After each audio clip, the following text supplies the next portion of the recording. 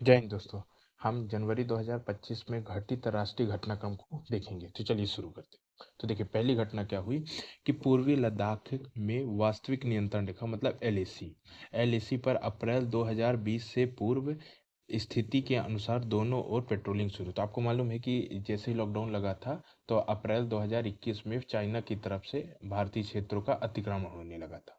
तो उसी को लेकर के अभी जनवरी 2025 में इस स्थिति को पुनः जनवरी 2020 के पहले वाली जो स्थिति थी उसी को बहाल कर दी गई। तो देखिए, देखते क्या लिखा है। देखिए, पूर्वी लद्दाख क्षेत्र में भारत चीन सीमा पर वास्तविक नियंत्रण रेखा पर भारत चीन के बीच सैन्य तनाव को लेकर दोनों पक्षों में राजनयिक और सैनिक स्तर की वार्ता व उच्च स्तरीय सहमति के पश्चात टकराव की स्थिति टल गई और अंतिम विवादित बिंदु कौन कौन से विवादित बिंदु थे? डेमचोक और देवसांग। तो ये आप याद रखिएगा, में विवाद थम गया। फिर क्या हुआ कि एलएसी पर सभी पांच, देखिए एलएसी पे 5 जगह विवाद था। कौन कौन सी ये विवादित थे? अरुणाचल प्रदेश का बुमला एक, दूसरा किबिथू। तो अरुणाचल प्रदेश का बुमला और किबिथू, लद्दाख में चोसुल मोल्दा और दौलत बेग ओल्डी। तो एक ये हो गया बुमला, दूसरा किबिथू, फिर है चुशुल मोल्दा और चौथा दौलत बेग ओल्डी और पांचवा सिक्किम में नाथुला। तो इन 5 जगहों में विवाद की स्थिति थी जो कि अभी सहमति बन गई। चलिए आगे देखते हैं। देखिए, एलएसी पर अप्रैल 2020 से पहले की तरह सेनाओं की स्थिति बहाल होने से सीमा पर पहले की तरह पेट्रोलिंग शुरू हो गई। पेट्रोलिंग मतलब गश्त। फिर दोनों पक्षों में समझौते के बाद प्रधानमंत्री नरेंद्र मोदी और चीनी राष्ट्रपति शी जिनपिंग के बीच रूस के कजान में कजान वार्ता हुई थी इसके बाद। ठीक है, चलिए अगला घटनाक्रम देखें। तो सार्वजनिक भलाई के लिए प्रत्येक निजी, याद रखिए निजी संपत्ति की बात कर रहा है, मतलब प्रत्येक निजी संपत्ति का अधिग्रहण सरकार द्वारा नहीं किया जा सकता, ये सुप्रीम कोर्ट ने अपना फैसला दिया।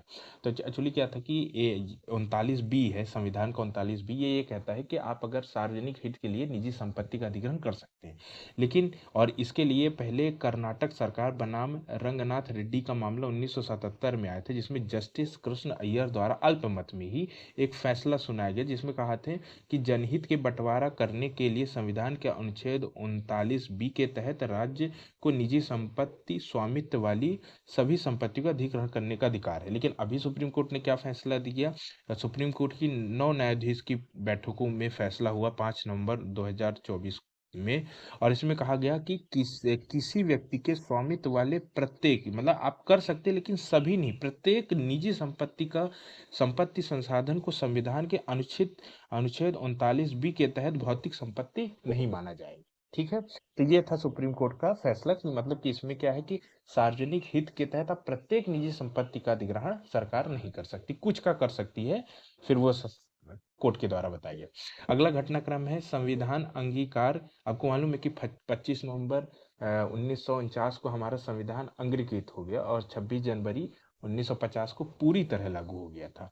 तो 26 नवंबर को क्या हुआ था? संविधान अंगीकार करने के 75 वर्ष पूरा हुआ है। जो 2025 का आपका हुआ है, ये 75 वर्ष, 26 नवंबर 2024 को ये 75 वर्ष पूर्ण होने होने पर वर्ष भर में स्मारक समारोह शुभारंभ। ठीक है ना, तो ये भारतवर्ष यहाँ पे होगा, भारतवर्ष में स्मारक समारोह शुभारंभ। और क्या हुआ? संसद के केंद्र कक्ष में हमारा संविधान और हमारा स्वाभिमान कार्यक्रम की शुरुआत की गई। तो अब इसमें क्या हुआ देखिए, भारत के संविधान के अंगीकरण की 75वीं वर्षगांठ को समर्पित एक स्मारक सिक्का क्या क्या चलाया गया? पहला एक स्मारक सिक्का चलाया गया, एक डाक टिकट चलाई गई, और भारतीय संविधान का निर्माण एक झलक, एक किताब ये, और दूसरी है भारतीय संविधान का निर्माण उसकी गौरवशाली यात्रा, 2 किताब का शीर्षक वाली 2 पुस्तकों का विमोचन राष्ट्रपति द्वारा किया गया। साथ ही संस्कृत और मैथिली 2 भाषाओं में संविधान की प्रतियां भी जारी की गई, मतलब 2 भाषाओं में संविधान की कॉपी। और जो आपका संविधान दिवस है ये 2015 से 26 नवंबर को मनाया जा रहा है। चलिए अगला देखते घटना का। लंबी दूरी की लैंड अटैक क्रूज मिसाइल का पहला उड़ान परीक्षा। तो देखिए कुछ दो मिसाइल होती है, एक होती क्रूज मिसाइल, एक होती बैलिस्टिक मिसाइल। तो देखिए जो क्रूज मिसाइल होती है वो सीधे जाती है, और जो बैलिस्टिक मिसाइल होती है, मान लीजिए आपने यहाँ लॉन्च की तो ये कर्व पाथ अपनाती है और ये किसी एक जगह पर गिरती है। तो ये क्रूज मिसाइल है, ये बैलिस्टिक मिसाइल। तो देखिए लंबी दूरी की लैंड अटैक क्रूज मिसाइल का पहला उड़ान परीक्षण। तो देखिए क्या बोलता है, डीआरडीओ ने उड़ीसा के तट एकीकृत टेस्ट रेंज, ये कहाँ है, चांदी, मतलब उड़ीसा के चांदीपुर में कहाँ है, एकीकृत टेस्ट रेंज, मतलब इंटीग्रेटेड टेस्ट रेंज में लॉन्ग रेंज की मतलब लंबी दूरी की लैंड अटैक क्रूज मिसाइल का पहला उड़ान परीक्षण किया गया, जो पूर्णतः सफल बताया गया। मतलब कि ये उड़ान किया गया है ना, मतलब उड़ाया, मतलब कि इसको लॉन्च किया गया था, तो ये अपनी रास्ता का गमन किया। इस मिसाइल की मारक क्षमता कितनी है, 1000 किलोमीटर इस मिसाइल की मारक क्षमता। स्वदेशी निर्मित यह मिसाइल वस्तुतः ये निर्भय लॉन्ग रेंज क्रूज मिसाइल श्रेणी की है। चलिए नेक्स्ट देखते हैं। डीआरडीओ द्वारा लंबी दूरी की पहली हाइपरसोनिक मिसाइल का परीक्षण। हाइपरसोनिक मिसाइल वो जो कि ध्वनि की गति से 5 गुना स्पीड चलती है, उसको हाइपरसोनिक मिसाइल कहते हैं। ठीक है, तो ये डीआरडीओ द्वारा लंबी दूरी की पहली हाइपरसोनिक मिसाइल का परीक्षा। अब देखते क्या है कि लंबी दूरी की पहली हाइपरसोनिक मिसाइल का परीक्षा डीआरडीओ ने किया। यह परीक्षा यहाँ उड़ीसा के एपीजे अब्दुल कलाम द्वीप से किया गया। ठीक है, ये वाला कहाँ से किया गया, ये एपीजे अब्दुल कलाम द्वीप से किया गया। और ये वाला जो किया गया था ये उड़ीसा के ही एकीकृत टेस्ट रेंज चांदीपुर से किया गया था। ओके, चलिए तो अब ये क्या है, इस हाइपरसोनिक मिसाइल में शस्त्र बलों द्वारा 1500 किलोमीटर, याद रखिए वो 1000 किलोमीटर तक जाती है निर्भय, ये 1500 किलोमीटर से अधिक दूरी तक विभिन्न विस्फोटक सामग्री ले जाने के लिए डिजाइन किया गया है। अब ये ध्वनि की गति से 5 गुना तेज चलेगी, और ये इसमें देखिए इसमें क्रूज और बैलास्टिक दोनों मिसाइल का फीचर है, मतलब ये सीधे भी गमन कर सकती है और यहाँ से कर्वेचर के रूप में भी गमन कर सकती है। ठीक है, यह जमीन, पानी और हवा तीनों जगह से लॉन्च किया जा सकता है। ओके, ठीक है, कम ऊंचाई, अब ये क्या है ना, काफी ऊंचा नहीं, कम ऊंचाई पे उड़ने के कारण रडार और वायु रक्षा प्रणाली इसे ट्रैक नहीं कर सकती। मतलब कम ऊंचाई पर उड़ती है ना, तो किसी दूसरे देश का रडार इसको ट्रैक नहीं कर पाता। इस मिसाइल को हैदराबाद स्थित APJ Abdul Kalam missile complex द्वारा विकसित किया गया। चलिए अगला देखते हैं। अब अगला है डीआरडीओ द्वारा पिनाका शस्त्र प्रणाली का परीक्षण। ये पिनाका रॉकेट सिस्टम है, तो उसी का एक परीक्षण किया गया। इसको अपडेट, ये पहले ही बन गया था लेकिन इसको अपग्रेड किया गया। तो डीआरडीओ ने स्वदेश निर्मित गाइडेड पिनाका शस्त्र प्रणाली का सफल परीक्षण किया। अब ये मल्टी बैरल रॉकेट है, मतलब मल्टी बैरल यानी एक साथ कई सारे रॉकेट इससे दागे जा सकते हैं। तो रॉकेट द्वारा 44 सेकंड में 12 रॉकेट को विभिन्न लक्ष्यों पे एक साथ दागा जा सकता है। ठीक है, ये इसकी क्षमता हो गई। अपग्रेडेड पिनाका, ये कितनी दूरी, इसकी मारक क्षमता कितनी है, 75 किलोमीटर से अधिक दूरी तक लक्ष्य भेदन में सक्षम है। और डीआरडीओ के जो अध्यक्ष हैं कौन है, समीर कामत ने इसे बड़ी कामयाबी बताई। स्वदेश निर्मित पिनाका का निर्यात कहाँ है, ये पूछा जा सकता है कि पिनाका का निर्यात किस देश को किया जा रहा है, आर्मेनिया को किया जा रहा है, और फ्रांस अभी इसे खरीदने के लिए विचार कर रहा है। चलिए अगला पढ़ते हैं। अगला है 38वें राष्ट्रीय खेल, ये 28 जनवरी से 14 फरवरी 2025 को कहाँ हो रहा है, उत्तराखंड में, याद रखिएगा।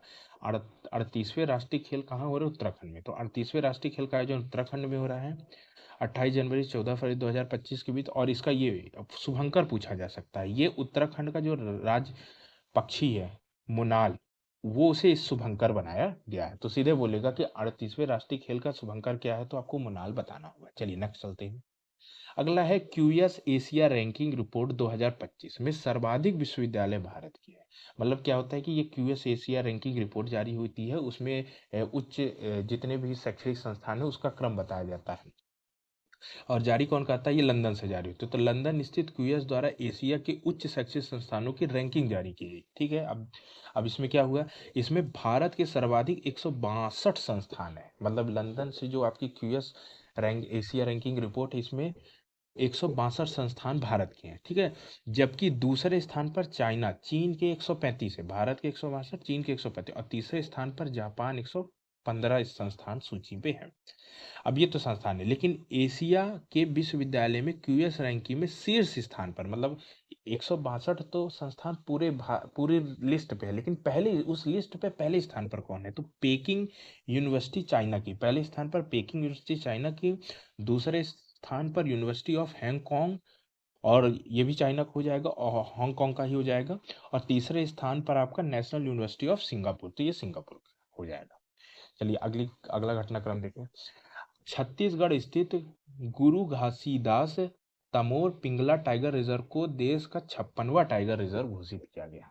ठीक है ना, मतलब छत्तीसगढ़ का जो आपका गुरु घासीदास तमोर पिंगला टाइगर रिजर्व है, ये 56वां टाइगर रिजर्व हो गया है भारत का। तो अब देखिए क्या है, छत्तीसगढ़ सरकार ने राज्य के गुरु घासीदास तमोर पिंगला वन्य जीव अभ्यारण्य, मतलब पहले ये वन्य जीव अभ्यारण्य से, जिसे क्या बाघ अभ्यारण्य मतलब टाइगर रिजर्व घोषित अनुसूचित कर दिया गया।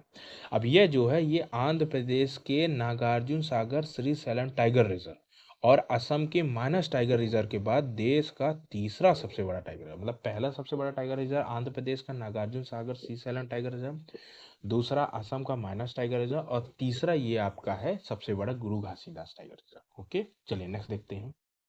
अगला है महाराष्ट्र और झारखंड में जो सत्तारूढ़ गठबंधन, सत्तारूढ़ गठबंधन है पहले जिसकी सरकार थी, तो महाराष्ट्र और झारखंड में जो सत्तारूढ़ गठबंधन जो पहले सरकार वही चुनाव के उपरांत ही सत्ता पर कब्जा बरकरार, मतलब जो पहले शासन कर राज्य चला रहे थे वही चला रहे। देखिए क्या है, महाराष्ट्र में कौन है, तो देखिए महाराष्ट्र में महायुति गठबंधन है। कौन है महायुति गठबंधन, मतलब होता है कि जब एक से अधिक पार्टियां मिल करके सरकार का निर्माण करती है तो उसे गठबंधन कहते हैं। तो वहां पे महायुक्ति गठबंधन, अरे आपको मालूम है महाविकास अघाड़ी दो दो थे, एक विपक्ष में था। तो महायुक्ति गठबंधन इसमें कौन कौन है, भाजपा है, एक नाथ शिंदे के नेतृत्व वाली शिवसेना है, दो है, एक उद्धव ठाकरे की शिवसेना, एक एकनाथ शिंदे की, और अजीत पवार वाली ये राष्ट्रीय कांग्रेस पार्टी है। ठीक है, तो महायुक्ति गठबंधन भाजपा एकनाथ शिंदे के नेतृत्व वाली शिवसेना गुट और अजीत पवार के नेतृत्व वाली राष्ट्रीय कांग्रेस पार्टी ये जीती है। और अगर झारखंड में देखें तो झारखंड में झारखंड मुक्ति मोर्चा एक और कांग्रेस दो और राष्ट्रीय जनता दल, इन तीनों ने मिलकर के गठबंधन बनाया है और यही फिर सत्ता पर कब्जा बरकरार। अब महाराष्ट्र में क्या है, 288 सदस्य विधानसभा सीट है। ठीक है, तो महाराष्ट्र के 288 सदस्य विधानसभा सीट के लिए जो मतदान है ये एक चरण में ही हुआ, और वहीं झारखंड के 81 सदस्य विधानसभा सीट के लिए मतदान जो है वो 2 चरणों में हुआ, और जो हेमंत सोरेन है वो चौथी बार झारखंड के मुख्यमंत्री बने। चलिए नेक्स्ट अगला देखते हैं।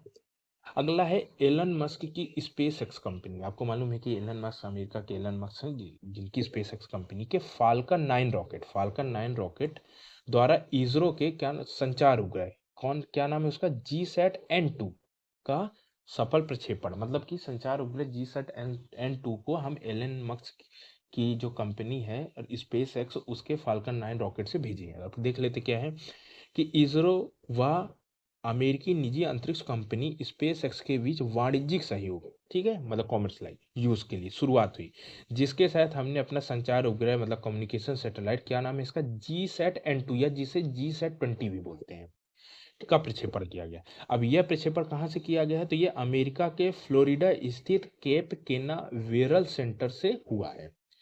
अब यह संचार उपग्रह, अब ये जो आपका GSAT-20 है या GSAT-N2 ये क्या करेगा, ये अंडमान निकोबार, जम्मू कश्मीर और लद्दाख सहित दूर दराज क्षेत्रों में ब्रॉडबैंड इंटरनेट सुविधा देगा ये।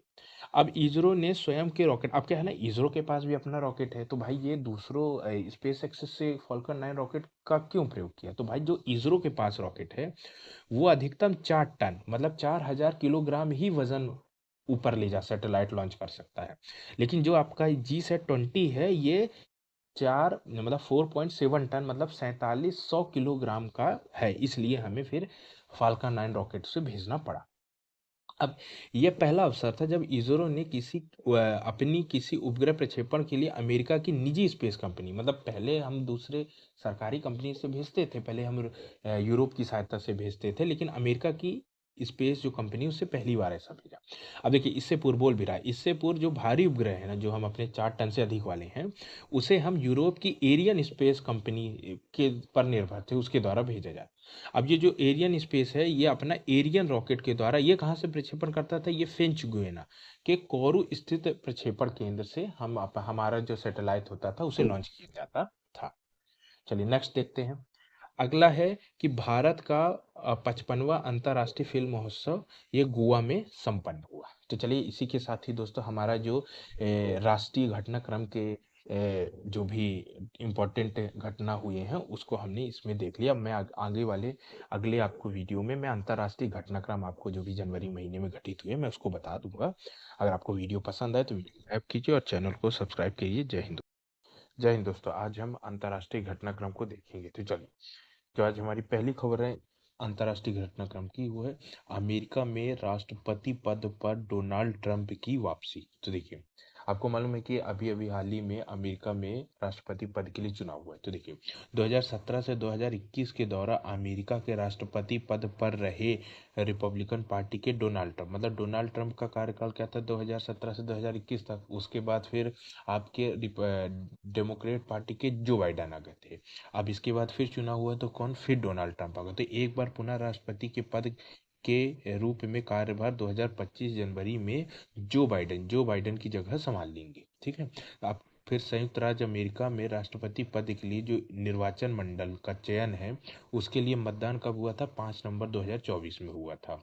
जिसमें जो इलेक्टोरल कॉलेज मतलब निर्वाचक मंडल है, उसके कितने सदस्य, 538, मतलब 538 लोगों, मतलब 538 पद के लिए चुनाव होने थे 50 राज्यों में। जिसमें से 31 राज्यों में 312 मत डोनाल्ड ट्रंप को मिले और 19 राज्यों के 226 मत डेमोक्रेट उम्मीदवार कमला हैरिस को मिले हैं, जो कि जो बाइडेन की पार्टी की है। ठीक है। तो ये उनके साथ ही उपराष्ट्रपति पद के लिए जेडी वेंस, आपको मालूम है अभी कौन है, अब राष्ट्रपति कौन बन गया, तो डोनाल्ड ट्रंप, और उनके उपराष्ट्रपति बन गए हैं जेडी वेंस। तो पूछा जाएगा कि अमेरिका के उपराष्ट्रपति कौन है, जेडी वेंस भी शपथ लेंगे। चलिए नेक्स्ट देखते हैं। अगला है कि जेडी वेंस की पत्नी उषा, अब उनकी जो पत्नी वो भी भारतीय मूल की है और उनका जो पैतृक घर है वो आंध्र प्रदेश में है।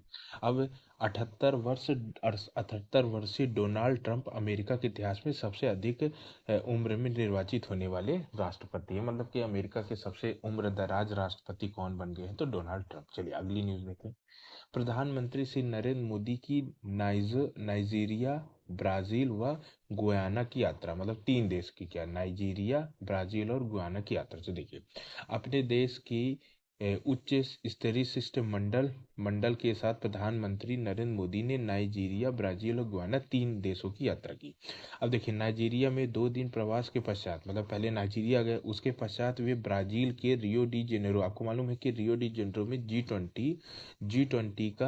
ट्वेंटी का शिखर सम्मेलन होने वाला था। तो जी 20 का शिखर सम्मेलन का कार्यक्रम उनकी इस यात्रा में शामिल था।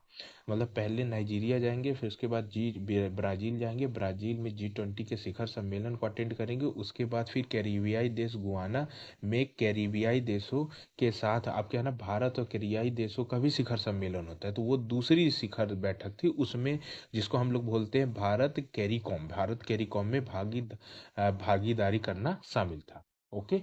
चलिए, अब अब देखिए, यात्रा के पहले चरण में, तो यात्रा के पहले चरण में वो कहाँ गए, नाइजीरिया की राजधानी अबुजा पहुंचे। ठीक है। अब ये 17 वर्षों के अंतराल के पश्चात किसी भारतीय प्रधानमंत्री की पश्चिम अफ्रीका की नाइजीरिया यात्रा थी। मतलब कि 17 देश बाद कोई प्रधानमंत्री नाइजीरिया गया है। अब नाइजीरिया के राष्ट्रपति बोला अहमद टिनुबू अपने देश का दूसरा बड़ा नागरिक सम्मान, क्या नाम है, grand commander of the order of niger प्रदान किया। ठीक है। तो मतलब नाइजीरिया में उन्हें सम्मानित किया, जो कि दूसरा बड़ा नागरिक सम्मान है, यहाँ उनको ये मिला। और क्या हुआ, सांस्कृतिक आदान प्रदान, दूसरा सीमा शुल्क में सहयोग, कस्टम ड्यूटी में, और सर्वेक्षण सहयोग, 3 समझौते पे एमओयू ज्ञापन, मतलब एमओयू पे 3 समझौते साइन किए हैं। ये नाइजीरिया था। इसके बाद क्या हुआ, इसके बाद मोदी जी ब्राजील के लिए रवाना हो गया। अब वहां पे आपको बताओ कि रियो डी जेनेरो में 19 से 20 नवंबर को जी 20 के 19वें, याद रखिएगा, जी 20 के 19वें शिखर, क्योंकि जी 20 का जो 18वां शिखर था वो भारत में आयोजित हुआ था 2023 का। ठीक है। ये जी 20 का 19वां शिखर सम्मेलन में भागीदारी उनका कार्यक्रम था। जी 20 के 19वें शिखर सम्मेलन में ब्राजील, याद रखिए, देखिए, ब्राजील, अफ्रीका के साथ भारत, ट्राइका, याद रखिए, ट्राइका की भूमिका। देखिए, ट्राइका क्या होता है, ट्राइका 3 देश का समूह होता है। 3 देश कौन कौन से होते हैं, पहला तो जहाँ हो रहा है, अभी हो रहा है, तो एक वो हो गया, एक उसके पहले कहाँ हुआ था, और अ, दूसरा उसके बाद कहाँ होता है, मतलब वर्तमान का, और 1 वर्ष पहले का और 1 वर्ष बाद का, ये तीनों देश की जो टुकड़ी होती है उसको ट्राइका बोलते हैं। तो जैसे अभी कहाँ हो रहा है, तो अभी ये 19वां शिखर सम्मेलन ब्राजील में हो रहा है, तो एक ब्राजील हो गया। और 18वां शिखर सम्मेलन भारत में होता है, तो भारत ब्राजील, और इसका जो 20वां शिखर सम्मेलन होगा वो दक्षिण अफ्रीका में होगा। तो ये तीनों बनाते हैं ट्राइका। तो ट्राइका से तात्पर्य मैंने आपको बता दी, मौजूदा अध्यक्ष, पूर्व अध्यक्ष और आगामी अध्यक्ष की टिप्पणी से है। अब यहाँ पे हो गया ब्राजील। अब अंतिम चरण में वो कहाँ गए, कैरिबियाई देश गुआना की यात्रा की, जहाँ राजधानी जॉर्ज टाउन में स्वयं, अब मतलब कि कैरिबियाई गुआना के जो राष्ट्रपति हैं, क्या नाम है, मोहम्मद इरफान अली ने प्रधानमंत्री का स्वागत किया। ठीक है, तो भाई वो ब्राजील में G20 का 19वां शिखर सम्मेलन अटेंड कर लिया। अब ये क्या कर रहे हैं, जॉर्ज टाउन में 20 नवंबर को मोदी जी ने दूसरा, याद रखिएगा दूसरा क्या, भारत कैरी कॉम शिखर सम्मेलन, कौन सा, ये सम्मेलन याद रखिएगा कि सीधे बोलेगा दूसरा भारत कैरिकॉम शिखर सम्मेलन कहाँ हुआ, तो ये हुआ था जॉर्ज टाउन गुआना में, की अध्यक्षता कैरिकॉम के अध्यक्ष डिकॉन मिशेल के साथ की। ठीक है, अब देखिए भारत कैरिकॉम सम्मेलन, सम्मेलन का पहला सम्मेलन, तो मतलब भारत कैरिकॉम शिखर सम्मेलन का पहला सम्मेलन कहाँ, 2019 को न्यूयॉर्क में हुआ था, और दूसरा शिखर सम्मेलन कहाँ हो रहा है, ये 2024 में आपके जॉर्ज टाउन में हो रहा है। ठीक है, चलिए आगे बढ़ते हैं। अब गुयाना के राष्ट्रपति मोहम्मद इरफान अली ने प्रधानमंत्री मोदी को अपने देश का सर्वोच्चतम सम्मान, क्या नाम है, राष्ट्रीय द ऑर्डर ऑफ एक्सीलेंस से सम्मानित किया। ठीक है, चलिए नेक्स्ट खबर में चलते हैं। अब देखिए G20 का 19वां शिखर सम्मेलन ब्राजील के रियो डी जेनेरो, जो अभी मैंने आपको बताया कि अब उसकी कहानी देख लेते हैं कि सम्मेलन में क्या क्या हुआ, उसका देखिए। जी ट्वेंटी का 19वां शिखर सम्मेलन ब्राजील के रियो डी जेनेरो में 18 से 19 नवंबर 2024 को संपन्न हुआ। अब 18वें शिखर सम्मेलन जी जो सितंबर 2023 को भारत के नई दिल्ली में भारत मंडपम में हुआ था, ये भी आपको मालूम है। ब्राजील के राष्ट्रपति लुइस इनसिया लूला डा सिल्वा की अध्यक्षता में 19वें शिखर सम्मेलन का मोटो, मोटो क्या था, याद रखिएगा, ये पूछ सकता है, एक न्याय संगत विश्व व टिकाऊ ग्रह का निर्माण करना, एक न्याय संगत विश्व व टिकाऊ ग्रह का निर्माण करना, ये था उसका मोटो, किसका, G20 के 19वें शिखर सम्मेलन का। इंग्लिश में बोलेंगे तो building A just world and A sustainable planet. अब आगे देखते हैं कि क्या क्या समझौते हैं। तो एक हुआ सामाजिक समावेश, भूख भूख व गरीबी के विरुद्ध लड़ाई और ऊर्जा संक्रमण तथा सतत विकास और वैश्विक प्रशासन संस्था में सुधार, मतलब सामाजिक समावेश, भूख व गरीबी के विरुद्ध लड़ाई, दूसरा, तीसरा ऊर्जा संक्रमण, चौथा सतत विकास और पांचवा वैश्विक प्रशासनिक संस्थाओं, मतलब ये यूएन की बात कर रहा है, यूएनओ की, में सुधार इस चर्चा का मुख्य मुद्दा रहा। अब देखिए ब्राजील के राष्ट्रपति लूला डा सिल्वा ने, ये याद रखिएगा, भूखमरी व गरीबों के विरुद्ध एक वैश्विक संगठन बनाया, मतलब उन्होंने पॉवर्टी और भूखमरी मतलब हंगर और पॉवर्टी के लिए एक ग्लोबल ग्लोबल ऑर्गेनाइजेशन का गठन किया। ठीक है, इसमें G20 के 19वें शिखर सम्मेलन। अब आगामी मतलब G20 का जो 20वां शिखर सम्मेलन है, ये 2025 में दक्षिण अफ्रीका में होगा, ये बता दी। चलिए अगला देखते हैं। अब अगला है कि जर्मनी के जो चांसलर है, क्या नाम है, ओलाफ सोल्ज की भारत यात्रा। अब जर्मनी के चांसलर भारत किस लिए आए देख लेते हैं। तो देखिए प्रधानमंत्री नरेंद्र मोदी के आमंत्रण पर जर्मनी के चांसलर ओलाफ सोल्ज अपने उच्च स्तरीय शिष्टमंडल सहयोगी के साथ 24 से 26 अक्टूबर 2024 को भारत की यात्रा पर रहे।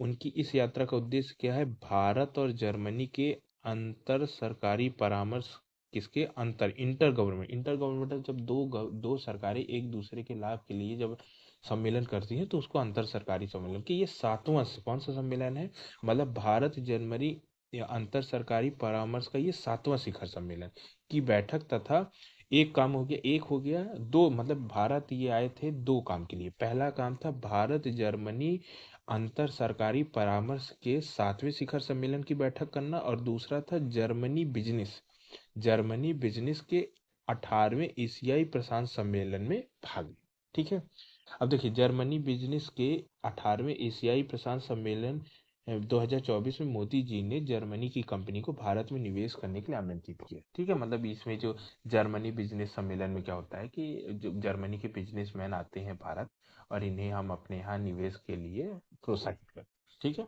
चलिए आगे देखते हैं। स्पेन के राष्ट्रपति पेड्रो सांचेज की भारत यात्रा। अब देखिए अभी मैंने आपको जस्ट पहले बताया, अभी आए थे जर्मनी के चांसलर, अब आ गए स्पेन के राष्ट्रपति। अब देखिए स्पेन के राष्ट्रपति किस लिए आए, तो स्पेन के राष्ट्रपति पेड्रो सांचेज ने अपने मंत्रिमंडलीय सहयोग और उच्च स्तर अधिकारियों के वाणिज्यिक प्रतिमंडल, याद रखिए वाणिज्यिक का मतलब बिजनेस के लिए, के साथ भारत की यात्रा 28 से 29 अक्टूबर 2024 को राष्ट्रपति के रूप में पेड्रो सांचेज की ये पहली यात्रा थी। अब इन्होंने क्या वाणिज्यिक, तो देखिए इन्होंने बड़ोदरा, बड़ोदरा आपको मालूम है गुजरात में, तो बड़ोदरा में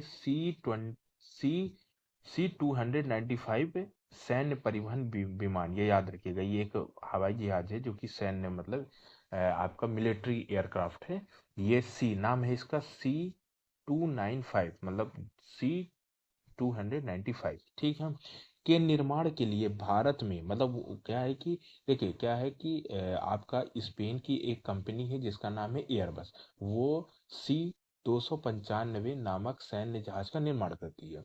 तो अभी हमारे भारत और उसके बीच में 56 सैन्य, ये आपके C-295 सैन्य विमानों के निर्माण का समझौता हुआ था। तो इसके तहत क्या हुआ था कि इसके तहत 56 में से 16 तो स्पेन की जो एयरबस कंपनी है वो अपने स्पेन में उत्पादन करके भारत में भेज भेज देगी, बेच देगी।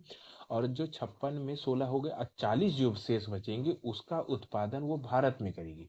और भारत में कहाँ करेगी? भारत में वो बड़ोदरा में करेगी। किसके साथ सहयोग करके? तो टाटा के साथ सहयोग करके, यही लिखा हूँ, मैं भी बताता हूँ, देखो बड़ोदरा में C-295 सैन्य परिवहन विमान के निर्माण के लिए भारत के किसके साथ? देखिए भारत के टाटा एडवांस सिस्टम लिमिटेड और स्पेन की एयरबस के टाटा एयरक्राफ्ट परिषद है, एयरबस के साथ कहाँ पे होगा? ये बड़ोदरा के टाटा एयरक्राफ्ट परिषद का उद्घाटन स्पेन के राष्ट्रपति पेड्रो सांचेज के साथ मिलकर प्रधानमंत्री मोदी ने संयुक्त रूप से किया।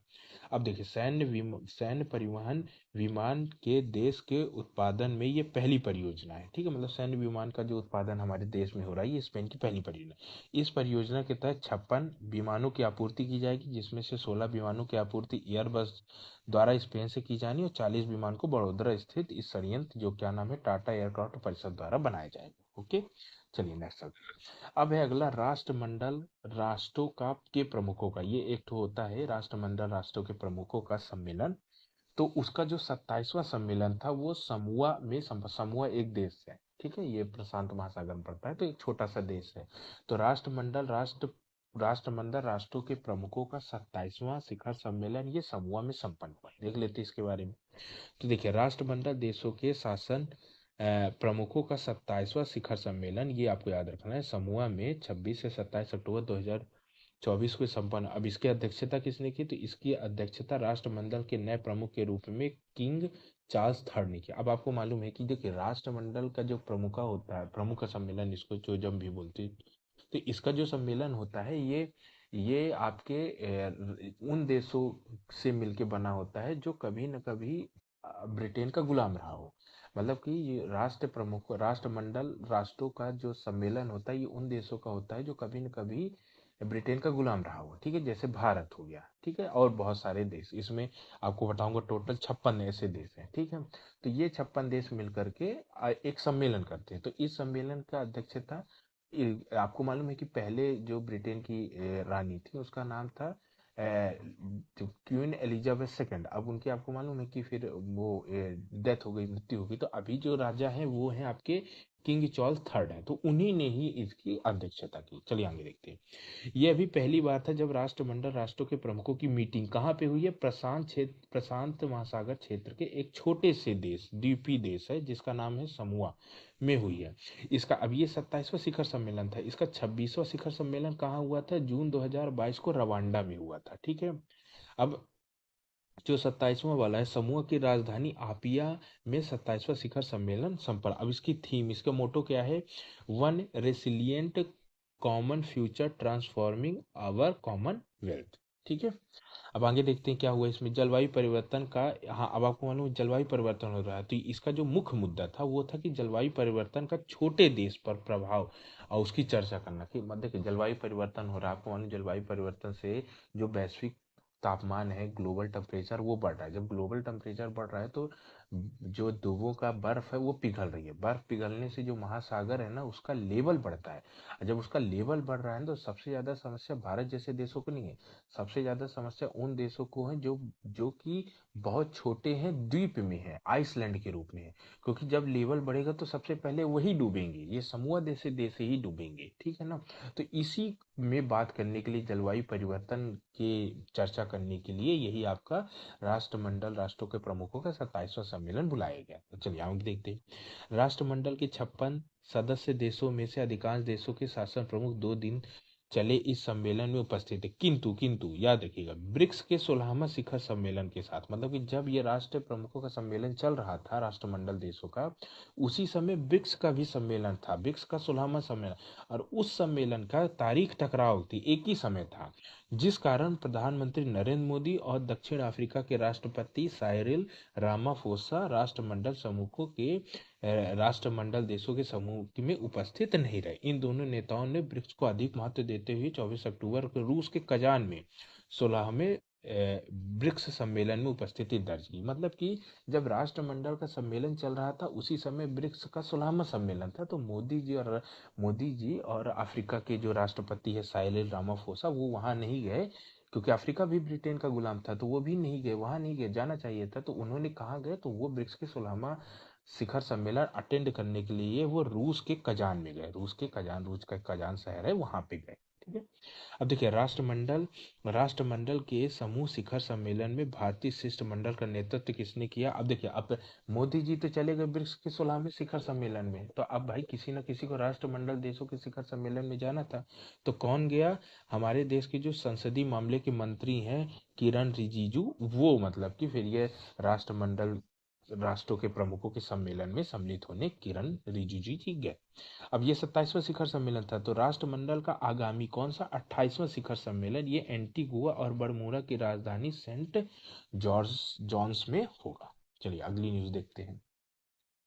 अब अंतर्राष्ट्रीय सौर गठबंधन का 7वां सत्र दिल्ली में संपन्न हुआ। अब देखिए, अंतर्राष्ट्रीय सौर गठबंधन एक मतलब संगठन है जिसका निर्माण भारत और फ्रांस ने मिल करके 2015 में जब पेरिस हुआ था कॉप का, उस समय मिलकर करके इसका गठन किया था। इसका जो हेडक्वार्टर है ये आपके गुरुग्राम में है। तो अब देखिए इसके बारे में क्या बोलता है। तो देखिए, जलवायु परिवर्तन के स्थायी समाधान के रूप में सौर ऊर्जा को बढ़ावा देने के लिए भारत और, याद रखिएगा 2 नाम, भारत और फ्रांस की पहल पर पेरिस में 2015 में कॉप 21 शिखर सम्मेलन के दौरान शुरू किया गया था, किया गया अंतरराष्ट्रीय सौर गठबंधन, इसको इंटरनेशनल सोलर अलायंस भी कहते हैं, का 7वां शिखर सम्मेलन, ये 3 से 6 नवंबर 2024 को नई दिल्ली में संपन्न हुआ। अब आपको मालूम है इसमें ना 120 देश हस्ताक्षर करता है और 104 देशों ने रेटिफाई भी कर दिया, मतलब लागू कर दिया। अब नवीन एवं नवीनकरणीय ऊर्जा मंत्री प्रहलाद जोशी ने इस सम्मेलन का उद्घाटन सत्र, अब प्रहलाद जोशी ने जब सम्मेलन शुरू हुआ तो सम्मेलन के उद्घाटन सत्र में प्रहलाद जोशी ने क्या बताया, इन्होंने बताया कि 2024 में वैश्विक सोलर सेक्टर, मतलब पूरे विश्व में जितना सोलर में निवेश, सोलर सेक्टर, सौर ऊर्जा को सोलर सेक्टर, तो 2024 में वैश्विक सोलर सेक्टर में 500 अरब डॉलर का नया निवेश होने जा रहा है। मतलब कि वैश्विक स्तर पर विश्व के लेवल पे हम जो सोलर ऊर्जा के उत्पादन में 500 अरब डॉलर का निवेश होने जा रहा है। जबकि ये 2024 का आंकड़ा, 2023 में यह निवेश कितना था, 393 अरब डॉलर का था। और इनका मानना है कि 2030 तक हम सोलर सेक्टर में सालाना 1000 अरब डॉलर का निवेश कर सकते हैं। अब प्रहलाद जोशी ने बताया कि सोलर सेक्टर में निवेश में वृद्धि होने से, अब जब निवेश में वृद्धि होगी तो सौर ऊर्जा के उत्पादन लागत में कमी आएगी। ठीक है, और क्या बताया, और बताया कि जो इंटरनेशनल, मतलब कि अंतर्राष्ट्रीय सोलर गठबंधन है, इंटरनेशनल सोलर अलायंस का जो लक्ष्य है वो 2030 तक 1000 गीगावाट सौर ऊर्जा उत्पादन का क्षमता स्थापित करने का है। इससे क्या होगा, इससे वैश्विक उत्सर्जन में कमी आएगी, जो कि कार्बन डाइऑक्साइड का उत्सर्जन तो कमी आएगी, और 1000 मिलियन टन कार्बन डाइऑक्साइड के उत्सर्जन में कमी आएगी। ठीक है, तो आपका ये हो गया। चलिए अगली खबर पढ़ते हैं। तो देखिए, अगला जो है ये है हमारा जलवायु परिवर्तन का 29वां संयुक्त राष्ट्र सम्मेलन कॉप 29, ये अजरबैजान के बाकू में संपन्न हुआ। ठीक है, तो देखिए ये क्या है, ये आपका United nation framework convention of climate. देखिए एक्चुअली मैं आपको थोड़ा समझा, देखिए क्या हुआ था, आपको मालूम था 1992 में एक आपका अर्थ समिट हुआ था। ठीक है, 1992 में एक अर्थ समिट मतलब पृथ्वी सम्मेलन हुआ था। इस पृथ्वी सम्मेलन में 3 सहमति बनी। ठीक है, एक आपका बना था UNFCC, मतलब United nation framework convention on climate change. ठीक है, दूसरा आपका बना था United nation convention on biodiversity, United nation convention on biodiversity, ठीक है, मतलब UNCBD, ठीक है, बायोडाइवर्सिटी। और अगला बना था United nation convention of combat desertification, ठीक है। अब क्या होता है, अब क्या होता है, इन दोनों के तहत, इन तीनों के तहत ही आपके कॉप का आयोजन किया जाता है, COP कॉप। इन तीनों मतलब इन तीनों क्या है, ये तीनों संगठन है। इन तीनों के संगठन का जो सम्मेलन होता है उसे कॉप बोलते हैं। तो ये अलग ही, क्योंकि हर बार कॉप आता है तो कंफ्यूज हो जाते हैं कि कौन सा कॉप है, UNFCCC का कॉप है कि UNCBD का कॉप है कि UNCCD का कॉप है। ये काहे के लिए है, ये क्लाइमेट चेंज के लिए है, CC मतलब क्लाइमेट चेंज। ये काहे के लिए, ये बायोडाइवर्सिटी के लिए, ठीक है। और ये काहे के लिए है, ये मरुस्थलीकरण, कॉम्बैट डिजर्टिफिकेशन मतलब मरुस्थलीकरण। इन तीनों का जो सम्मेलन होता है वो कॉप कहलाता है। अब गिनती इनकी अलग होती है, जैसे अभी जो मैं आपको आगे बताने वाला हूँ ये बताऊंगा। UNFCCC का जो ये वाला कॉप हुआ है, ये वाला, ये 29वां कॉप हुआ है। अब उम्मीद करता हूँ दोस्तों आपको समझ में आ रहा होगा, ठीक है।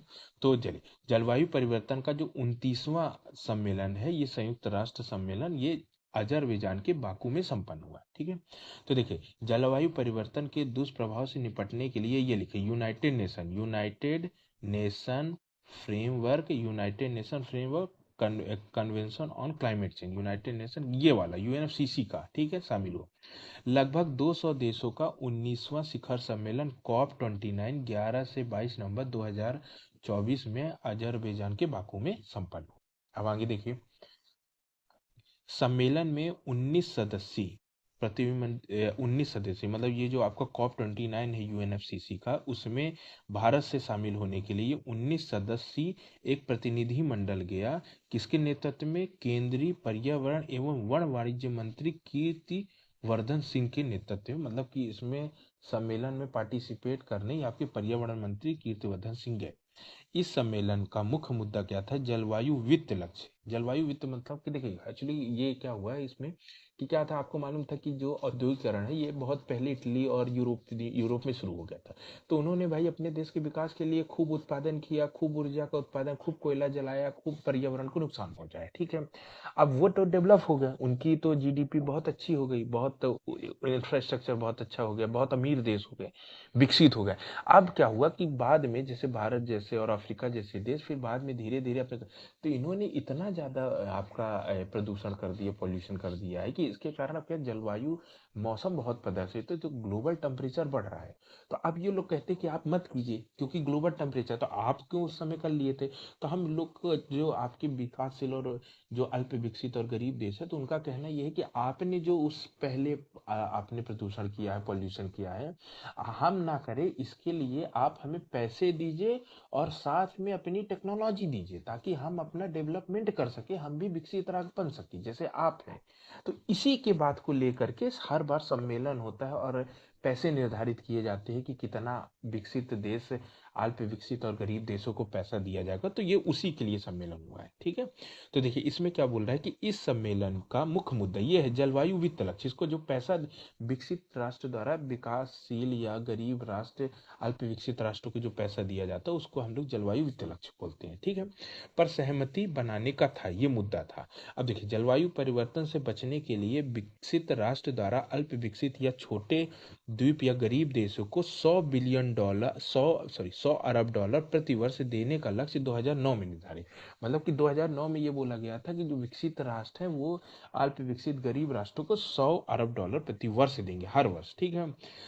यह 2025 में समाप्त हो गया। अब जब समाप्त हो गया तब बैठक हुई। अब इसमें क्या बोला गया, जब देखिए, लंबे विचार विमर्श तथा विकसित विकासशील देशों की बहस के पश्चात, अब देखिए मतलब इस सम्मेलन में बहस हुई, स्वार्थ हुई, उसके बाद क्या हुआ कि 2035 तक $300 अरब सालाना मदद का लक्ष्य COP29 में निर्धारित हुआ। मतलब पहले जो 2009 में निर्धारित किए थे कि हम $100 अरब देंगे, अब जो आपका बैठक हुआ है 24 में, उसमें ये निर्धारित किया गया कि हम भैया 2035 तक अब हम $300 अरब का सालाना मदद देंगे, ठीक है ना।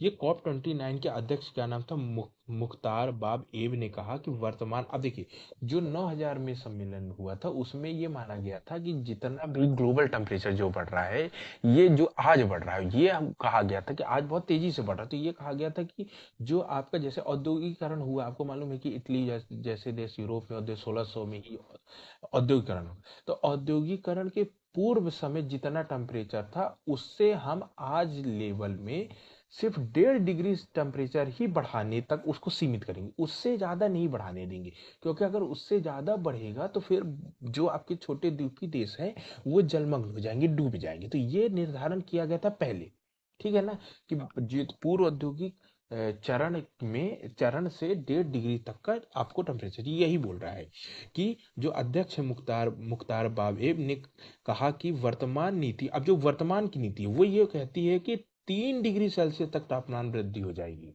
और हमने क्या, और जो पेरिस समझौता का जो लक्ष्य था वो वैश्विक टेम्परेचर को की वृद्धि, मतलब जो वैश्विक समझौता पेरिस समझौता हुआ था 2015, तो उसमें क्या हो गया, उसमें क्या लक्ष्य किया गया था कि जो आपका वैश्विक तापमान है, जो ग्लोबल टेम्परेचर में वृद्धि हो रही, वो औद्योगिकरण की पूर्व अवस्था, मतलब कि जो इंडस्ट्रियलाइजेशन हुआ है उसके पहले जितना था उससे हम सिर्फ 1.5 डिग्री सेल्सियस तक सीमित रखेंगे, मतलब कि 1.5 डिग्री सेल्सियस तक ही बढ़ने देंगे, उससे ज्यादा बढ़ने नहीं देंगे। लेकिन मुख्तार साहब बता रहे हैं कि ये 1.5 डिग्री का लक्ष्य रखे थे पेरिस समझौता में 2015 में, लेकिन अभी ये 3 डिग्री बढ़ जा रहा है, ठीक है ना।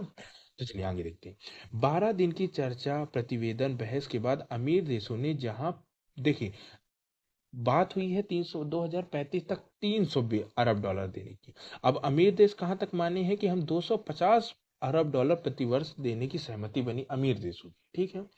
वहीं गरीब देश के वार्ताकार, अब गरीब देश क्या दबाव बना रहे थे कि भैया आप हमें $500 अरब की मदद के लिए ये दबाव बना रहे थे। 2 दिन तक चली बहस के अंततः यह स्वीकार किया गया कि जलवायु वित्त मसौदे में 2035 तक 300, मतलब कि गरीब देश बोल रहे थे कि हम 500 चाहिए, विकसित देश बोल रहे थे कि हम 250 देंगे, और फिर अंततः ये सहमति बनी कि चलो हम $300 अरब प्रदान करने का वादा किया गया।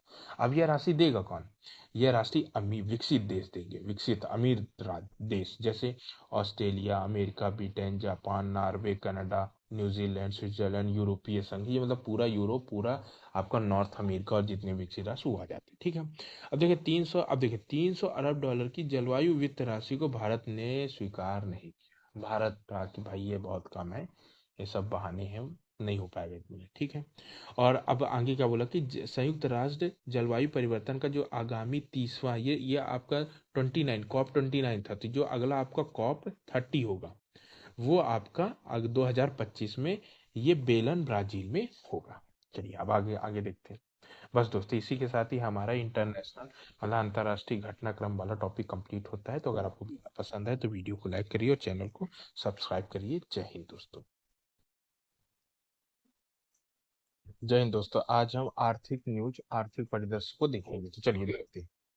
तो सबसे पहले जो इम्पोर्टेंट है ये है आपका आर्थिक परिदृश्य में, पहला है प्रधानमंत्री मुद्रा योजना, प्रधानमंत्री मुद्रा योजना PMMY में जो दे ऋण है, मतलब प्रधानमंत्री मुद्रा योजना के तहत जो ऋण दिया जाता है उसकी सीमा 10 लाख से बढ़ाकर 20 लाख कर दी गई, ठीक है। तो सबसे पहले देख लेते हैं क्या। तो देखिए गैर कॉर्पोरेट, याद रखिए गैर कॉर्पोरेट मतलब कृषि ऋण क्षेत्र में लघु एवं मध्यम उद्योग, मतलब जो कुटीर उद्योग होते हैं उनके लिए 10 लाख तक के ऋण उपलब्ध कराने की व्यवस्था मुद्रा योजना में की गई थी।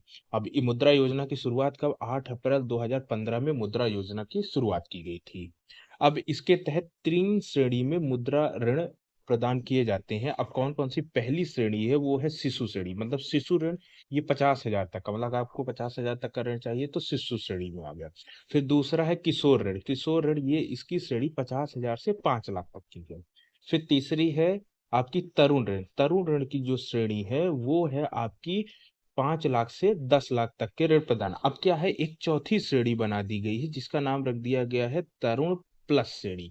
अब इसमें क्या है, इसमें 10 लाख से लेकर के 20 लाख तक का ऋण उपलब्ध कराया जाता है। देखिए प्रधानमंत्री मुद्रा योजना के तहत ऋण की अधिकतम सीमा अभी 10 लाख थी जिसे बढ़ाकर 20 लाख कर दिया गया है। अब इसके लिए मुद्रा योजना की नई चौथी श्रेणी तरुण प्लस की शुरुआत कर दी गई है जिसमें 10 लाख से अधिक किंतु 20 लाख तक के ऋण उपलब्ध कराए जाते हैं। तो उम्मीद करता है दोस्तों आपको समझ। चलिए नेक्स्ट देखते हैं। अगला है क्षेत्रीय ग्रामीण बैंकों के विलय की प्रक्रिया का चौथा चरण। अभी क्या है ना, अभी देश में एक नई कॉन्सेप्ट चला है कि एक राज्य एक क्षेत्रीय बैंक। जो क्षेत्रीय बैंक होता है जो कि ग्रामीण कृषि ऋण उपलब्ध कराता है, ग्रामीणों की सुविधाओं के लिए जो ऋण उपलब्ध कराता है, वो आरआरबी से कहते हैं। तो इस अवधारणा के तहत एक राज्य एक क्षेत्रीय बैंक अवधारणा के तहत देश में ना जीत जैसे एक राज्य में एक क्षेत्रीय बैंक की व्यवस्था करना है। पहले एक राज्य में कई क्षेत्रीय बैंक हुआ करते थे, तो इसके विलय की प्रक्रिया सरकार ने 2004-5 में शुरू की। तो देखिए, तो यह है क्षेत्रीय ग्रामीण बैंकों के विलय की प्रक्रिया। ये चौथा चरण है। एक फर्स्ट सेकंड थर्ड हो चुका है, ठीक है। अब इसमें क्या है, प्रत्येक राज्य में एक ही आरआरबी मतलब एक ही क्षेत्रीय ग्रामीण बैंक होगा। तो देखिए, एक राज्य एक क्षेत्रीय बैंक के लक्ष्य को प्राप्त करने के लिए इन बैंकों को आपसी विलय की प्रक्रिया विगत वर्षों मतलब 2004-5 में ये क्षेत्रीय बैंकों की विलय की प्रक्रिया शुरू हुई थी। और इसका जो तीसरा चरण है, पहला चरण ये हुआ, फिर बाद में आया दूसरा, फिर तीसरा जो चरण है ये 2020-21 में पूरा हुआ था। अभी जो चरण चल रहा है चौथा चरण। अब इसमें क्या किया गया है कि चौथे चरण की जो शुरुआत है ये नवंबर 2024 को वित्त मंत्रालय द्वारा शुरू की गई है। इसमें क्या है, इसमें 15 क्षेत्रीय ग्रामीण बैंकों को मिला दिया जाएगा। तो फिर उसके बाद आपके टोटल देश में 28 क्षेत्रीय ग्रामीण बैंक बनेगा। 28 राज्य है तो 28 क्षेत्रीय ग्रामीण बैंक हो जाएंगे, ठीक है। मतलब चौथे चरण में हमने टारगेट किया है कि 15 क्षेत्रीय बैंकों को मर्ज कर देना है ताकि उनका अस्तित्व समाप्त हो जाए। अब देख लेते हैं क्षेत्रीय बैंक क्या होता है। तो आपको मालूम है जो आरआरबी क्षेत्रीय बैंक होता है ये ना मतलब 3 लोगों की संयुक्त पूंजी से मिला करके निर्मित होता है। कौन कौन सा? पहला तो केंद्र सरकार जैसे कोई भी छात्र क्षेत्रीय ग्रामीण, जैसे मान लीजिए कि मध्यांचल ग्रामीण बैंक हो गया, एक क्षेत्रीय ग्रामीण बैंक है मध्य प्रदेश का। इसमें जो 50% योगदान है ये केंद्र सरकार देगी। उसके बाद राज्य सरकार 15% योगदान देती है। और उसके बाद ना इन्हें ना एक जो शेष 35% बनता है वो एक स्पॉन्सर बैंक होता है, मतलब एक प्रायोजक बैंक होता है। जैसे मान लीजिए कि मध्य प्रदेश हो गया। अब मध्य प्रदेश में जैसे एसबीआई ने सोचा कि हम एक तो क्षेत्रीय ग्रामीण बैंक खोल लेते हैं, तो ये एसबीआई उस बैंक को स्पॉन्सर करेगा। तो 35% एसबीआई देगा। उसके बाद है मध्य प्रदेश राज्य सरकार 15% देगी और केंद्र सरकार 50% देंगी। तो इस तरह करके इन तीनों की संयुक्त पूंजी से आपका क्षेत्रीय ग्रामीण बैंक का निर्माण होता है। चलिए अगला देखते हैं। अगला है एसएमई मतलब लघु एवं मध्यम उद्योग में जो आईपीओ आईपीओ यानी आईपीओ इनिशियल पब्लिक ऑफरिंग होता है, ये मैं आपको बताऊंगा क्या होता है। तो आईपीओ में जो आवेदन की न्यूनतम राशि से 1 लाख से बढ़ाकर के 2 लाख कर दिया गया। जैसे मान लीजिए कि कोई कंपनी हुई जो स्टॉक मार्केट में लिस्ट हुई है, मान लीजिए सेबी के तहत उससे लिस्ट। अब वो क्या करती है, जब पहली बार उससे पब्लिक फंड रेज करना होता है, जनता से पैसा लेना होता है, तो जो पहली बार वो जो भी अपने शेयर मार्केट पे बाजार पे उपलब्ध कराती हो तो उसको हम लोग आईपीओ कहते हैं। और इसे हम लोग प्राइमरी मार्केट भी कहते हैं। प्राइमरी मार्केट में कंपनियां पहली बार अपने शेयर्स को बाजार में बेचने के लिए उपलब्ध कराती है। तो देखिए क्या है कि लघु एवं मध्यम उद्योग में जो आईपीओ है, आईपीओ क्या होता है, ये निजी बैंक या निगम अपनी इक्विटी का कुछ हिस्सा खुले बाजार में बेचते हैं, ठीक है। तो आईपीओ में खुदरा निवेशकों की जोखिम को कम करने के लिए, क्योंकि क्या होता था, जब 1 लाख देते थे तो 1 लाख में कम राशि रहती तो उसमें जोखिम होता था, उनको लाभ कम मिलता था। तो जोखिम को कम करने के लिए ऐसे निगम जो आवेदन की न्यूनतम सीमा है ना, ये 1 लाख से बढ़ा 1 लाख से बढ़ाकर 2 लाख करने का प्रस्ताव रखा गया। अभी ये क्लियर नहीं हुआ, सेबी ने अभी अपना अंतिम निर्णय नहीं दिया। बस अभी सेबी के सामने ये प्रस्ताव रखा गया कि 1 लाख से बढ़ा करके 2 लाख कर दिया। अब जो 1 लाख की आपकी सीमा है ना, ये आज से 14 वर्ष पूर्व निर्धारित की गई थी। तो ये अभी अगर इसका शीघ्र निर्णय हुआ तो फिर मैं आपको करंट से अपडेट कर दूंगा। चलिए आगे देखते हैं। आगे है व्यापार, आर्थिक, वैज्ञानिक एवं सांस्कृतिक 4 क्षेत्र में सहयोग हेतु भारत व रूस में एक इंटर गवर्नमेंटल कमीशन होता है, एक अंतर सरकारी आयोग की बैठक होती है। ये नई दिल्ली में संपन्न हुई है। किस किस मामले में? व्यापार के लिए, आर्थिक के लिए, वैज्ञानिक अनुसंधान के लिए और सांस्कृतिक कल्चर के लिए। इस पर सहयोग, आपसी सहयोग के लिए भारत और रूस के बीच बैठक होती है। तो इस पर से देखिए, व्यापार, आर्थिक, वैज्ञानिक, सांस्कृतिक सहयोग के लिए भारत रूस अंतर सरकारी आयोग ये 25वें सत्र की बैठक नई दिल्ली को संपन्न हुई। अब इस बैठक की अध्यक्षता के कौन कौन की? भारत की ओर से डॉक्टर एस जयशंकर विदेश मंत्री हैं, और आपके रूस के जो उप प्रधानमंत्री है डेनिस मोंट्रोव, ये इन्होंने बैठक की अध्यक्षता की। अब इस बैठक की जो स्थापना है ये 2015 में शुरू की गई थी, इस तरह की बैठक। और ये 2023 में इसकी 24वीं बैठक 2023 में नई दिल्ली में हुई थी। और जो 25वीं बैठक है ये अभी नवंबर 2024 को नई दिल्ली में हुआ। अब ये है किस लिए, तो ये क्या करते, देखिए इसमें हुआ कि दोनों देशों के बीच जो द्विपक्षीय व्यापार है 2023 में 66 अरब डॉलर मतलब 66 बिलियन डॉलर पहुंच गया था, जिसे 2030 तक 100 अरब डॉलर करने का लक्ष्य रखा गया है। अब ये बता रहा है कि 2023 में दोनों देशों के बीच जो 66 बिलियन डॉलर का द्विपक्षीय व्यापार, समझिएगा मतलब हमारा भारत और रूस के बीच जो 66 बिलियन डॉलर का व्यापार हुआ, उसमें जो बड़ा हिस्सा है वो रूस का है, क्योंकि हम रूस से तेल खरीदते हैं तो हमारा जो निर्यात है वो कम है, लेकिन रूस से हम ज्यादा पैसे का माल खरीद लेते हैं, तो आयात हमारा ज्यादा है। तो ये लिखा है होने वाले भारत के तेल खरीद रहा है, जबकि रूस को हम क्या है, रूस का जो हम निर्यात करते हैं वो घटा है। तो और इस बैठक में रूस ने भारत के साथ अधिक व्यापार करने की, मतलब इसको तो वैसे ही बताया कि 100 बिलियन डॉलर 2030 तक करना। अब इस हेतु क्या है, जो निर्यात घटा, तो अब हम चाहते हैं कि कच्चा माल, उर्वरक, कच्चा तेल और हम दवाइयों का उसको निर्यात में वृद्धि कर। अब अमेरिकी व पश्चिमी देशों के प्रतिबंध, अब आपको मालूम है कि रूस यूक्रेन का युद्ध चल रहा था, तो अमेरिका के रूस के ऊपर अमेरिका ने बहुत सारे आर्थिक प्रतिबंध लगा रखे थे, तो जिसके कारण हम क्या है कि डॉलर में व्यापार नहीं कर सकते थे, उसकी करेंसी डॉलर नहीं यूज कर सकते थे।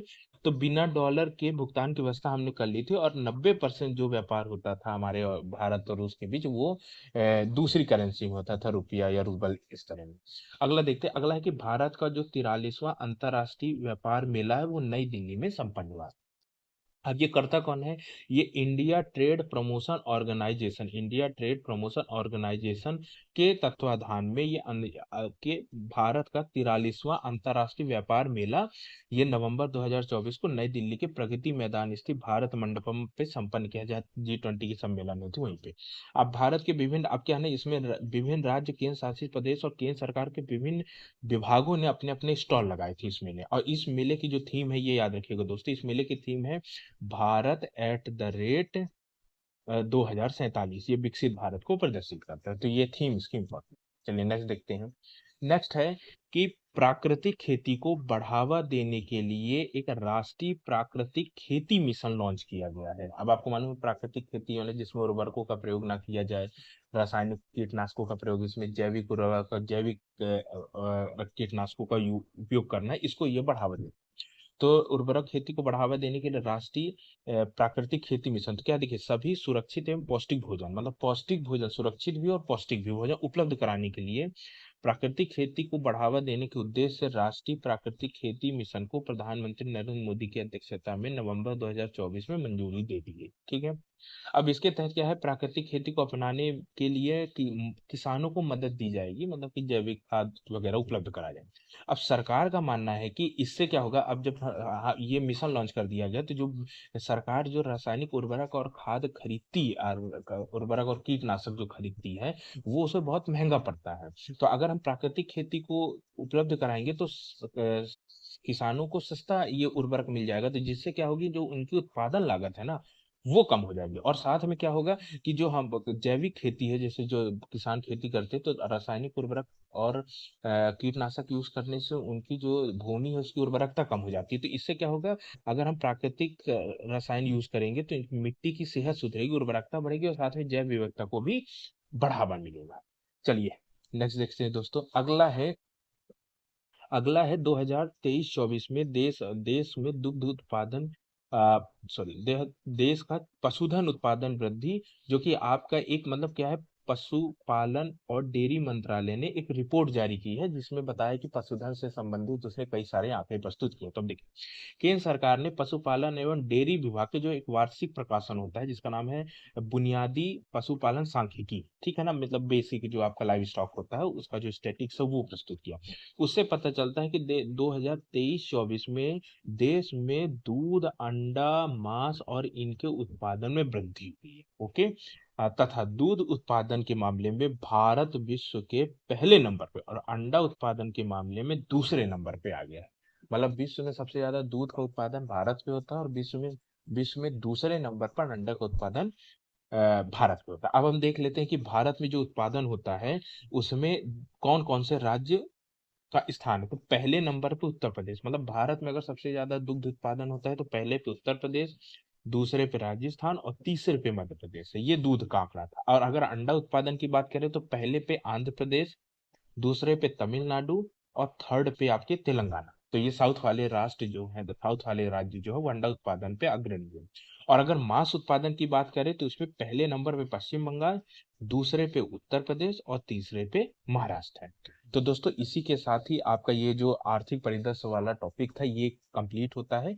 अब नेक्स्ट वाले पे फिर मैं आपको नवीनतम सामान्य ज्ञान बताऊंगा। ओके, जय हिंद दोस्तों। जय हिंद दोस्तों, आज हम कुछ नवीनतम सामान्य ज्ञान के बारे में देखेंगे, जिसमें नवीन नई नई नुक्तियां हुई हैं, पुस्तकें हुई हैं, या कोई प्रसिद्ध व्यक्ति, इसके बारे में आज हम देखेंगे। तो चलिए देखते हैं। सबसे पहले देख लेते हैं नियुक्ति की कि कौन कौन कौन सी नियुक्तियां अभी लेटेस्ट हुई। तो अगर नियुक्तियों की हम बात करें तो सबसे पहले है कि संजय मूर्ति को भारत के नए नियंत्रक एवं महालेखा परीक्षक, मतलब कि संजय मूर्ति को भारत का नया कैग नियुक्त कर दिया गया। कब? नवंबर 2024 को। अब आपको मालूम है कि कैग को जो शपथ है वो राष्ट्रपति दिलाते हैं। और ये किसकी जगह बने हैं? ये गिरीश चंद्र मुर्मू का स्थान लेंगे। मतलब पहले गिरीश चंद्र मुर्मू थे, उसके बाद अभी संजय मूर्ति को नया कैग बना दिया। अब कैग का कार्यकाल क्या होता है? ये 6 या 65 वर्ष, मतलब कि जो पहले हो जाए, या तो अगर 6 वर्ष पहले हो गया तो 6 वर्ष में रिटायर हो जाएंगे, अगर 6 वर्ष कंप्लीट हो गए, 65 अगर उनकी आयु हो गई है तो रिटायर हो जाएंगे। ठीक है। तो पहला था आपका संजय मूर्ति को कैग बनाया। दूसरा है कि विपिन विपिन कुमार को विमानपट्टन प्राधिकरण का नया अध्यक्ष नियुक्त कर दिया गया। तो ये याद रखिएगा, विपिन कुमार, या आपके एग्जाम में सीधे नाम पूछ सकता है और कुछ नहीं। चलिए अगली देखते हैं, अगली नियुक्ति के लिए कि जस्टिस VR गवई राष्ट्रीय विधिक सेवा प्राधिकरण के कार्यकारी अध्यक्ष का, ये राष्ट्रीय विधिक सेवा प्राधिकरण ये नालसा होता है आपका, ये इसमें नालसा में नियुक्त कर दिया गया है। तो ये क्या है? राष्ट्रीय विधिक सेवा प्राधिकरण नालसा के कार्यकारी अध्यक्ष 11 नवंबर को नियुक्त किए गए। अब नालसा का थोड़ा काम देख लेते हैं, नालसा क्या करता है। तो नालसा का जो काम है, ये समाज के जो कमजोर वर्ग है उनको मुफ्त कानूनी सुविधा उपलब्ध कराना है। ठीक है ना। तो ये आपका हो गया नेशनल लीगल सर्विस अथॉरिटी इसको कहते हैं। अब क्या है ना, जो भारत का मुख्य न्यायाधीश है, चीफ जस्टिस ऑफ इंडिया, ये इसके संरक्षण होते हैं। नालसा के संरक्षक कौन होते हैं? ये भारत का मुख्य न्यायाधीश होता है। तो अगली नियुक्ति देखते हैं कि अरविंदर सिंह साहनी को भारत तेल निगम, मतलब IOC, इंडियन ऑयल कॉर्पोरेशन का नया अध्यक्ष नियुक्त कर दिया गया है। चलिए नेक्स्ट देखते हैं दोस्तों। अगला है आपका कि इमामी लिमिटेड के जो हर्षवर्धन अग्रवाल है, उन्हें फिक्की का नया अध्यक्ष नियुक्त कर दिया है। फिक्की मतलब कि federation of Indian chambers of commerce and industry. ये क्या होता है कि जितनी भी देश की जो औद्योगिक कंपनियां हैं उसके लिए ये एक संगठन के रूप में कार्य करता है। तो ये जितनी भी औद्योगिक कंपनियां हैं उसी के जो CEO होते हैं या जो MD वगैरह होती हैं, उन्हीं में से इनका चुनाव किया जाता है। और फिक्की का ये कंपनियों को रेगुलेट करने के लिए, उनके नियम संबंधित कानून बनाने के लिए ये फिक्की का गठन किया गया। ठीक है ना। तो अब देख लेते हैं। तो ये जो इस बार है कि पहले क्या था कि हर्षवर्धन अग्रवाल जो है कि इमामी लिमिटेड के हैं, ये अभी बने। इसके पहले महिंद्रा एंड महिंद्रा ग्रुप के अनीस शाह थे। मतलब पहले अनीस शाह थे, फिर उसके बाद अभी जो चुनाव हुआ है उसमें आपके इमामी लिमिटेड एक कंपनी है जिसके हर्षवर्धन अग्रवाल को फिक्की का नया अध्यक्ष नियुक्त कर दिया गया। चलिए नेक्स्ट देखते हैं कि राजेश कुमार देश के नए रक्षा सचिव बन गए। आपको सीधा नाम रखना है, सीधे एग्जाम में आएगा कि वर्तमान देश के रक्षा सचिव कौन है, तो राजेश कुमार है। चलिए नेक्स्ट देखते हैं कि प्रवीणा प्रवीणा राय ये मल्टी कोमोडिटी एक्सचेंज की नई प्रबंधक निधि MD नियुक्त कर दी गई है। नाम है आपके प्रवीणा राय, ये याद रखिए। उसके बाद है ब्राजील के जो नाम है वाल्डेसी और उर्किजा, ये इंटरपोल इंटरपोल यानी इंटरपोल मतलब इंटरनेशनल पुलिस होता है। तो इसके प्रमुख बनाए गए हैं आपके वाल्डेसी उर्किजा। ठीक है, ये ब्राजील के हैं। अब अगला है कि डेनमार्क की विक्टोरिया कजेर थेलविंग को मिस यूनिवर्स 2024 का ताज ताज पहनाया गया है। ताज मतलब उनको नवाजा गया है। तो ये अपन नाम बस आपको इसमें याद रखना। उसके बाद है ऑस्ट्रेलिया की जेसिका लेन को मिस अर्थ 2024 का। तो मिस यूनिवर्स आपकी बनी है डेनमार्क की विक्टोरिया कजेर थेलविंग, और मिस अर्थ 2024 ये ऑस्ट्रेलिया की जेसिका लेन को बनाई गई। अब देख लेते हैं बुकर पुरस्कार। ये तो आपको मालूम है कि हर साल ये बुकर पुरस्कार दिया जाता है। तो जो बुकर पुरस्कार है ये साहित्य के क्षेत्र में, नाम ही है बुकर, बुक से संबंधित, साहित्य के क्षेत्र में ब्रिटेन का एक प्रतिष्ठित पुरस्कार है। 2024 का वितरण लंदन में किया गया। तो ये इसमें दिया, इसमें 50,000 पाउंड रुपए 50,000 पाउंड की राशि दी जाती है। और ये इस बार सामंथा हार्वे को मिला है। ये महिला एक सामंथा हार्वे को ये बुकर पुरस्कार 2024, ये उन्होंने एक उपन्यास लिखा था जिसका नाम था ऑर्बिटल। ऑर्बिटल ये अंतरिक्ष विज्ञान पर आधारित है। तो सामंथा हार्वे को ऑर्बिटल के लिए बुकर पुरस्कार 2024 दिया गया है। ये आपको सीधे नाम याद रखना और कुछ नहीं। चलिए नेक्स्ट देखते हैं। नेक्स्ट है आपका जमनालाल बजाज पुरस्कार 2024। आपको मालूम है कि बजाज फाउंडेशन है उसके द्वारा दिया जाता है। तो जमनालाल बजाज फाउंडेशन का वर्ष 2024 में 46वें जमनालाल बजाज पुरस्कार का वितरण किया है। पहले एक्चुअली क्या है, ये जमनालाल बजाज फाउंडेशन द्वारा 4 क्षेत्र में 4 श्रेणियों में अवार्ड दिए जाते हैं। ठीक है, तो आपको चारों क्षेत्र याद रखना और दिया। तो पहला जो क्षेत्र है ये है रचनात्मक काम के लिए, कि कोई अगर अच्छा काम करता है तो ये आपका रचनात्मक क्षेत्र के लिए यह पुरस्कार नव भारत जागृति केंद्र के, मतलब नव भारत जागृति केंद्र के दो अध्यक्ष जिसका नाम है गिरिजा नंदन गिरिजा सतीश को दिया गया। तो रचनात्मक क्षेत्र का जो जमनालाल बजाज पुरस्कार है वो किसको दिया है, गिरिजानंद गिरिजा सतीश को। उसके बाद है ग्रामीण विकास, दूसरी श्रेणी का जो है ये ग्रामीण विकास हेतु विज्ञान एवं प्रौद्योगिकी के लिए रश्मि भारती, ये इंपॉर्टेंट है, रश्मि भारती को विज्ञान एवं प्रौद्योगिकी के लिए दिया गया। तीसरा जो श्रेणी है ये देश के बाहर, मतलब विदेशों में जो गांधीवादी मूल्यों का प्रसार करता है उसके लिए जो जमनालाल बजाज अंतरराष्ट्रीय पुरस्कार दिया जाता है वो कांगो के गांधी मार्क्स कम्युनिटी के एक संगठन है, ये गांधी मार्क्स कम्युनिटी, उसके जो संस्थापक है एरी कुमेदिस, इसको दिया गया है। और उसके बाद जो चौथी श्रेणी है महिला एवं बाल कल्याण के लिए दिया जाता है और पुरस्कार का नाम है जानकी देवी बजाज पुरस्कार। ये आदिवासी विकास समिति एक संगठन, उसकी जो संस्थापक है जिनका नाम है तुलसी मुंडा, उनको दिया। तो ये 4 श्रेणियों में आपका जमनालाल बजाज पुरस्कार दिया जाता है। चलिए नेक्स्ट देखते हैं दोस्तों। अगला है कि भारतीय स्टेट बैंक जो आपका एसबीआई है उसे भारत के सर्वश्रेष्ठ बैंक का पुरस्कार दिया गया है। तो ये अब ये दिया कौन है, ये तो ये अमेरिका की एक ग्लोबल फाइनेंस पत्रिका ने भारतीय स्टेट बैंक को 2024 के लिए भारत के सर्वश्रेष्ठ बैंक के रूप में पुरस्कृत किया है। उसके बाद है अंतरराष्ट्रीय हॉकी महासंघ के वर्ष 2024 का जो स्टार पुरस्कार है वो किसे दिया गया। तो अंतरराष्ट्रीय याद है कि हॉकी महासंघ है अंतरराष्ट्रीय वाला, इसका 2024 का स्टार पुरस्कार ये भारतीय टीम के जो कप्तान है हरमनप्रीत सिंह को वर्ष के सर्वश्रेष्ठ खिलाड़ी और पीआर श्रीजेश जो कि गोलकीपर है भारतीय क्रिकेट टीम के, सॉरी भारतीय हॉकी टीम के, उनको पुरस्कार ये दिया गया है 23-24 का स्टार पुरस्कार। ठीक है, चलिए नेक्स्ट देखते हैं दोस्तों। अब देखिए अभी तक हमने नियुक्ति देखी, अब हम देख लेते हैं कुछ निधन जो इंपॉर्टेंट लोग हैं उनके बारे में देखते हैं। तो सबसे पहले है आपको इसमें नाम पता होना चाहिए और वो किस फील्ड से रिलेटेड थे, इतना ही पूछेगा आपके। तो पहले है रोहित बल ये प्रसिद्ध फैशन डिजाइनर रहे हैं। ठीक है, उसके बाद है कनक राजू, इसको याद रखिएगा कनक राजू को। तो जो कनक राजू है ये लोक नृत्य गुड़ासी जो कि तेलंगाना में फेमस है, तो ये इससे जुड़े हुए थे। उसके बाद है शारदा सिन्हा, ये बिहार की प्रसिद्ध लोक गायिका है, तो ये आपको शारदा सिन्हा। तो रोहित बल, कनक राजू और शारदा सिन्हा, ये 3 नाम है जो कि प्रसिद्ध।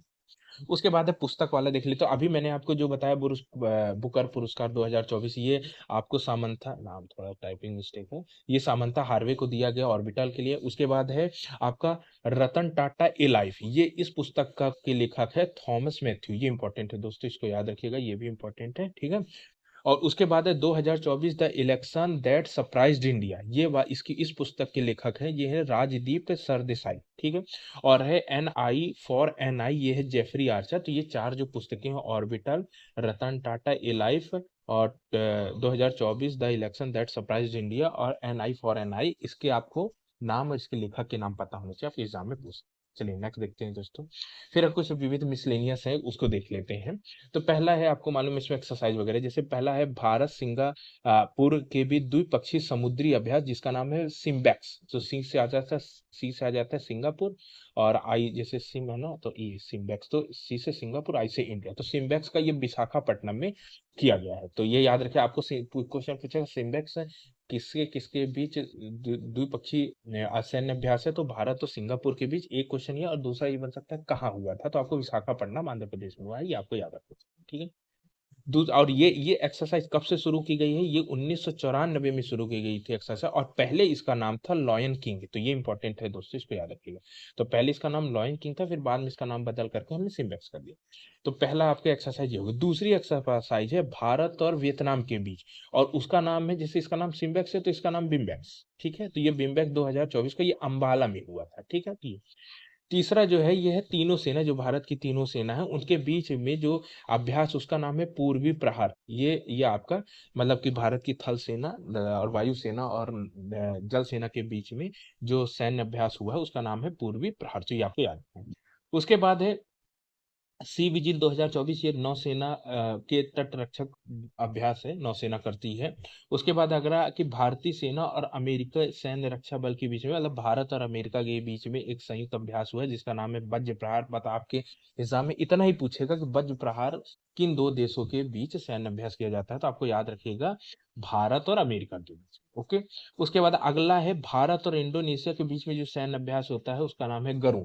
यह गरुण याद रखिए। तो गरुण शक्ति किन दो देशों के बीच में किया जाता है? तो भारत और इंडोनेशिया।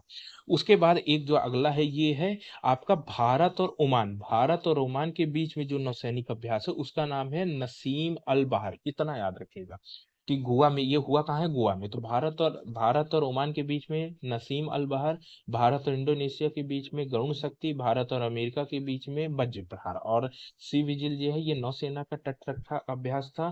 तीनों सेना का जो अभ्यास हुआ है, संयुक्त अभ्यास, उसका नाम है पूर्वी प्रहार। भारत और वियतनाम के बीच बिम्बेक्स, और भारत और सिंगापुर के बीच सिम्बेक्स।